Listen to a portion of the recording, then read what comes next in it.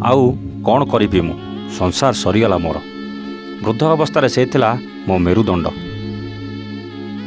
Medical बेड्रे शोइछि Bhendiya पुओ आ बाहर मुंड पिटी पिटी कांदुछि वृद्ध बापा।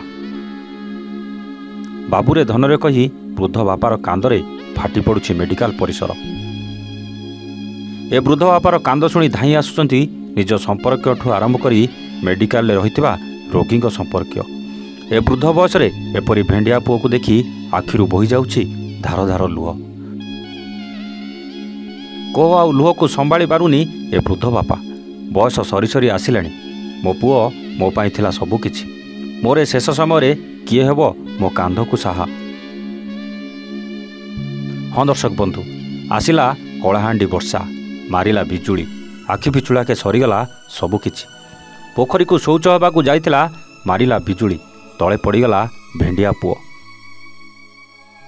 एभली घटना देखिबाकू मिलिछि गंजाम जिला खलिकोट ब्लॉक अंतर्गत कंचना पंचायतर राणीपड़ा ग्राम रे। पुओ शौच होबाकू जाइथिबा बेले वज्रघात घटितिला। मृतक जनक हेले राणीपड़ा ग्रामर अभिदास पुओ शंकर दास। से निज गाँ पोखरी को शौच होबाकू जाइथिबा बेले हठात वज्रपात घटितिला। फल शंकर गुरुतर आहत होइतिले। तांको चिकित्सा पई तुरंत खलिकोट मेडिकल को अणा जाइतिला। तेबे डाक्तर एठारे तांको मृत घोषणा करथिले। वर्तमान शंकर दास मर शरीर खलिकोट मेडिकल रे थिबा बेले मेडिकल परिसर रे एक शोकाकुल परिस्थिति सृष्टि होइतिला। वो बिल्लू को जाइतिला, आग खड़ी खड़ी गला, पछ खड़ी खड़ी मारला, उपाय नाही आगे मोर सारा सरी गला। आ किछि उपाय ना, आपण जा करिवे।